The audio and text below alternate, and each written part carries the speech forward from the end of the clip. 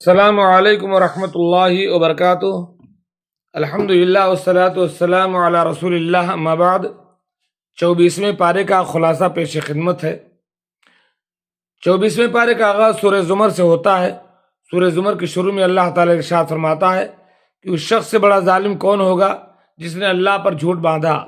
اور جب سچی بات اس تک پہنچ گئی تو اسے جھٹلا دیا۔ جھوٹ باندھنے والے لوگوں میں وہ تمام گروہ شامل ہیں جنہوں نے اللہ کی ذات کے ساتھ شرک کیا۔ کفار مکہ نے بتوں کو اللہ کا شریک ٹھہرایا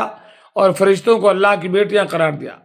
اسی طرح عیسائیوں نے سیدنا مسیح علیہ السلام کو، جبکہ یہودیوں نے حضرت عزیر علیہ السلام کو اللہ کا بیٹا قرار دیا۔ یہ تمام کے تمام گروہ اس بات سے غافل ہیں کہ اللہ نے جہنم کو کافروں کے لیے تیار کر رکھا ہے۔ اس کے بعد اللہ تعالیٰ رسول اللہ صلی اللہ علیہ وسلم کا ذکر کرتے ہوئے فرماتا ہے کہ رسول اللہ صلی اللہ علیہ وسلم سچائی کی دعوت کو لے کر کے آئے ہیں، اور جس کسی نے آپ کی تصدیق کی وہ اہل تقویٰ ہیں، اور ان لوگوں کے لیے پروردگار عالم کے پاس وہ سب کچھ موجود ہے وہ جو چاہیں گے۔ اس صورت میں اللہ تعالیٰ نے یہ بھی ارشاد فرمایا کہ بے شک ہم نے لوگوں کی ہدایت کے لیے آپ صلی اللہ علیہ وسلم پر کتاب کو نازل کیا، پر جو ہدایت کو قبول کرے گا اپنی ذات کے لیے قبول کرے گا، اور جو کوئی روگردانی کرے گا اس کا نقصان اسی کو سہنا پڑے گا۔ اللہ کے حبیب صلی اللہ علیہ وسلم کو کافر طرح طرح کی باتیں کر کے ایذا دیا کرتے تھے، اور رسول اللہ صلی اللہ علیہ وسلم اس پر رنجیدہ ہو جاتے تھے کہ آپ ان کو صراط مستقیم کی دعوت دیتے ہیں اور وہ آپ پر مبنی دعوت کو اور وہ آپ کے حق پر مبنی دعوت کو ٹھکراتے ہیں۔ اس پر اللہ تعالیٰ نے کہا کہ جو ہدایت کو قبول کرے گا تو اپنے فائدے کے لیے کرے گا، اور جو کوئی گمراہ ہوگا اس کا نقصان اسی کو ہوگا۔ اس صورت میں اللہ تعالیٰ نے اپنے بندوں سے مخاطب ہو کر کہا کہ اے میرے بندو جو اپنی جانوں پر ظلم کر چکے ہو، میری رحمت سے مایوس نہ ہو، اللہ تعالیٰ سب گناہوں کو معاف کر دیتا ہے۔ اس صورت میں اللہ تعالیٰ نے قیامت کی منظر کشی بھی کی ہے کہ قیامت کے دن تمام زمین اللہ کی مٹھی میں ہوگی، اور سارے آسمان اس کے دائیں ہاتھ میں لپٹے ہوئے ہوں گے۔ اس سے آگے چل کر اللہ تعالیٰ فرماتا ہے کہ جب سور میں پھونک مارا جائے گا تو آسمان اور زمین میں جتنے رہنے والے ہیں سب بے ہوش ہو جائیں گے سوائے اس کے جنہیں اللہ چاہے۔ پھر دوسری بار اس میں پھونک ماری جائے گی تو وہ کھڑے ہو کر دیکھنے لگیں گے، اور زمین اپنے رب کے نور سے روشن ہو جائے گی، اور تمام اعمال نامے کھول کر رکھے جائیں گے، اور انبیاء کرام اور شہداء لائے جائیں گے، اور ان کے درمیان حق کے ساتھ فیصلے کیا جائے گا، اور ہر جان کو اس کے کیے کا پورا بدلہ دیا جائے گا۔ سورہ زمر کے بعد سورہ مومن ہے۔ اس سورت کے شروع میں اللہ تعالیٰ نے اپنی بعض صفات کا ذکر کیا ہے کہ اللہ تعالیٰ گناہوں کو معاف کرنے والا، توبہ قبول کرنے والا ہے، اس کے علاوہ کوئی معبود نہیں۔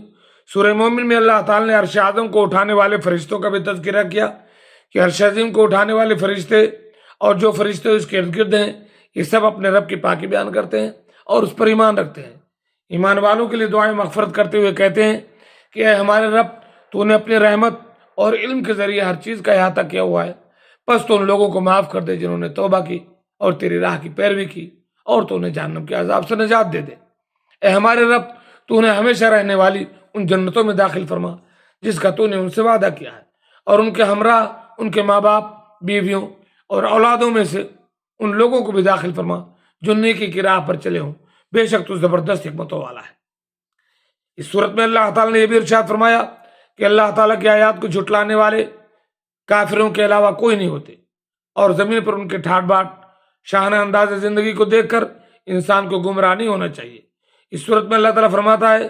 کہ عرش عظیم کو اٹھانے والے فرشتے اللہ پر ایمان رکھتے ہیں، اس کی حمد و تسبیح کرتے ہیں، اور زمین پر موجود اہل ایمان کے لیے دعائیں مغفرت کرتے ہیں۔ اس سورہ مبارکہ میں قیامت کے ہولناکیوں کا بھی ذکر ہے کہ قیامت کے دن اللہ تعالیٰ شدید غضبناک ہوگا اور تکرار سے آواز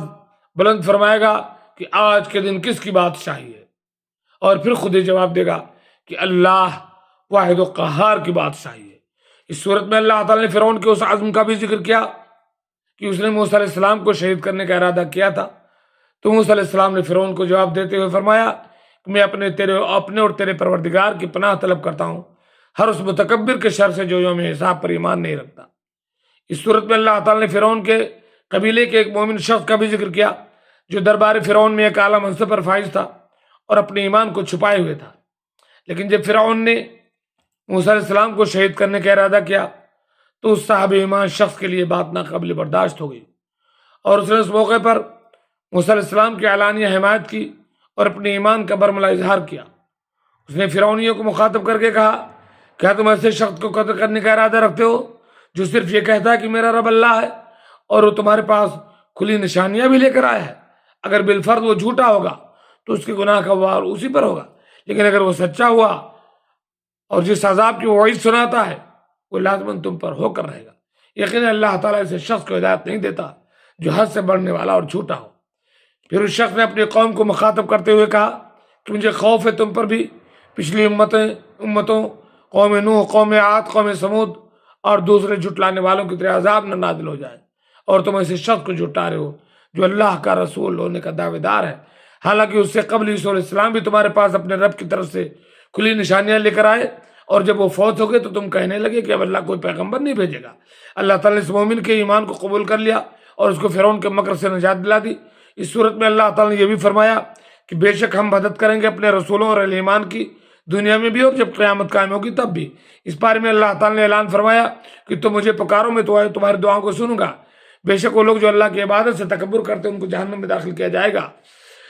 سورہ مومن کے بعد سورہ حمیم سجدہ ہے۔ سورہ حمیم سجدہ میں اللہ تعالیٰ فرماتا ہے کہ قرآن مجید کے نزول کا مقصد یہ تھا کہ رسول اللہ صلی اللہ علیہ وسلم لوگوں کو ڈرائیں اور ان کو بشارت دیں، مگر لوگوں کی اکثریت قرآن مجید کی دعوت سے اعراض کر لیتی ہے اور کہتی ہے کہ ہمارے کان اور دل آپ کی دعوت کو سننے اور ماننے سے قاصر ہے۔ یہ کافروں کی بدنصیبی ہے کہ وہ اللہ تعالیٰ کی کھلی آیات کو جھٹلاتے ہیں۔ اس کے بعد اللہ تعالیٰ نے زکوٰۃ نہ دینے والوں کو تنبیہ فرماتے ہوئے کہا کہ ایسے لوگ مشرک اور آخرت کا انکار کرنے والے ہیں، ان کے مد مقابل جو ایمان لائے اور عمل صالح کرنے والے ہیں ان کے لیے اللہ تعالیٰ نے بہت بڑے اجر کو تیار کر دیا ہے۔ اس صورت میں اللہ تعالیٰ نے قوم عاد اور سمود پر آنے والے عذابوں کا بھی ذکر کیا ہے کہ قوم عاد کے لوگ اپنی قوت پر نازا تھے اور اس بات کو بھول چکے تھے کہ اللہ تعالیٰ جو ان کو بنانے والا ان کا خالق و مالک ہے ان سے کہیں زیادہ طاقتور ہے۔ اس طرح قوم سمود کو اللہ تعالیٰ نے اپنی واضح نشانیاں دکھلائیں، لیکن وہ قوم اللہ تعالیٰ کی نشانیاں دیکھ کر بھی بغاوت پر آمادہ اور تیار رہی۔ اس صورت میں اللہ تعالیٰ نے ارشاد فرمایا کہ بے شک جن لوگوں نے کہا کہ ہمارا رب اللہ ہے اور انہوں نے اس پر استقامت کو اختیار کیا تو اللہ تبارک و تعالیٰ ان پر موت کے وقت فرشتوں کا نزول فرمائے گا اور فرشتے ان کو کہیں گے کہ نہ ڈرو نہ غم کھاؤ، تم کو جنت کی بشارت دی جاتی ہے جس کا تم سے وعدہ کیا جاتا تھا۔ اللہ تبارک و تعالیٰ سے دعا ہے کہ اللہ تعالیٰ ہمیں قرآن مجید سمجھنے، پڑھنے، سمجھنے، اس پر عمل کی توفیق دے۔ آمین۔ السلام علیکم ورحمۃ اللہ وبرکاتہ۔